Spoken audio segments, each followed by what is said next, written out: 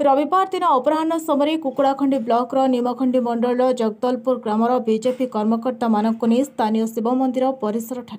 सदस्यता अभियान कर्मशाला अनुष्ठित हो जाइछि। मुख्य अतिथि रूपे दिगपहंडी निर्वाचन मंडल बीजेपी प्रभारी राजेश साहू सम्मानित अतिथि भाव राज्य कार्यकारिणी सदस्य तथा विस्तारक सरोज सबत गंजाम जिला कोषाध्यक्ष सूर्यमणि पात्र अन्यतम अतिथि भाव पूर्वतन जिला परिषद तथा लोचापड़ा सरपंच एल मोहन दास प्रथमे मंचासीन अतिथि मानक उपढौकन दे संबर्धना कर बैठक ग्राम 4टी बूथ सभापति पंचायतर प्रमुख ए बाबुला पात्र कुरा सेठी के सुदाम पात्र नेतृत्व बैठक अनुष्ठित हो जाइछि।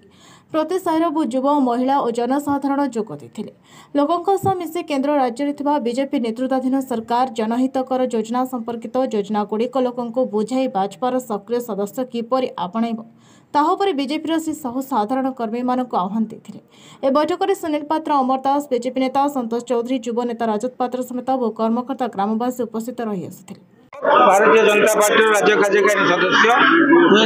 भारतीय जनता पार्टी 2024 सदस्यता अभियान आरंभ होती।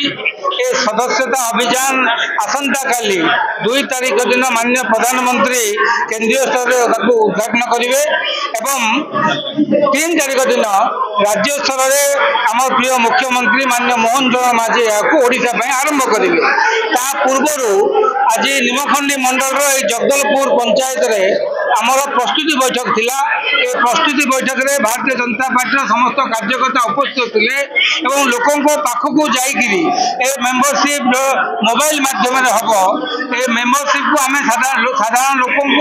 और साधारण कार्यकर्ता को केमिति जोड़िबा तार गोटे प्रशिक्षण कार्यक्रम आज ये थिला और से कार्यक्रम रे साधारण लोकों पाखक आम जीवा मेंबर डिजिटल माध्यम रे मेंबरशिप केमिति करेबा ता विषय आम आज उल्लेख कलु।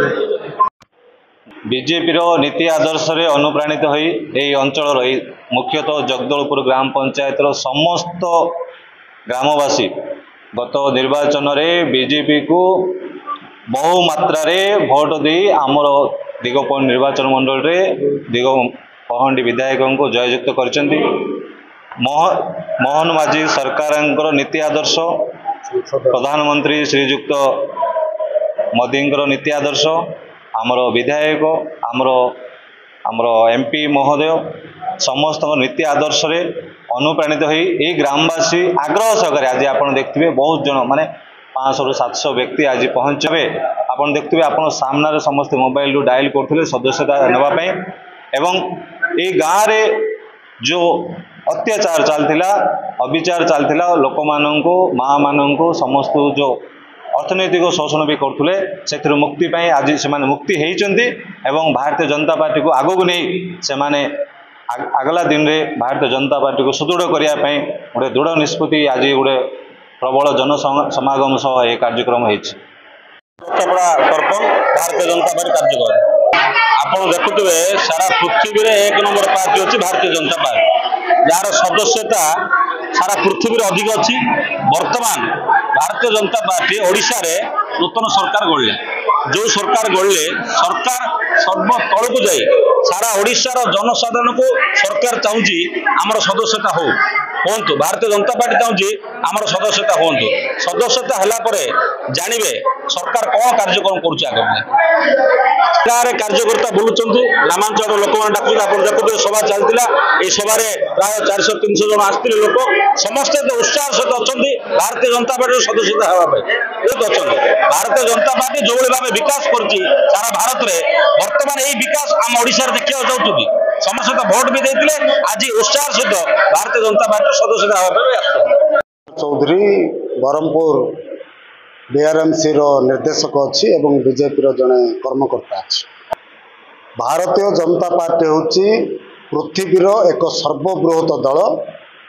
जार नीति आदर्श रे अनुप्राणित होई लोक माने स्वतःपूत भाव में भारतीय जनता पार्टी की विश्वास करचंती एवं भोट देई मध्य निकट अतीत जो निर्वाचन है से विपुल मात्रा विजय कर गोटे खुशी अच्छी। भारत मातार सेवा करने ए अंचल उन्नति करने से स्वतःपूत भाव में समस्ते खुशी अच्छा भारतीय जनता पार्टी जन जन सदस्य होगापाई सर्वभारतीय स्तर में यशस्वी प्रधानमंत्री आमर माननीय नरेंद्र मोदी एवं ओडिशा रे माननीय मुख्यमंत्री मोहन चरण माझी कथा कहतु बा आमर स्थानीय विधायक डॉक्टर सिद्धांत महापात्र कथा कहतु बा सांसद डॉक्टर प्रदीप पाणिग्राही कथा कहतु से लोक सहित सदा सर्वदा आमर सांसद एवं विधायक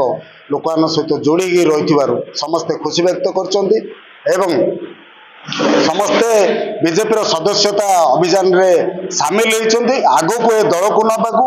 ए अंचल उन्नति करने समस्त साथी जोड़ी रहा बद्धपरिकर होती से निजे खुशी अनुभव कर सदस्यता ग्रहण करने आसुँच आज प्राय मु देखुली प्राय 700 ରୁ 800 जन से पुरुष हूँ कि महिला हूँ से माँ मैंने हूँ समस्ते आज आसिक ये उपस्थित थे से खुशी जहाँ मुझे देखिली बहुत आनंद लगे समस्ते स्वतःपूर्त भाव में सभ्य होगापी इच्छा प्रकाश कर।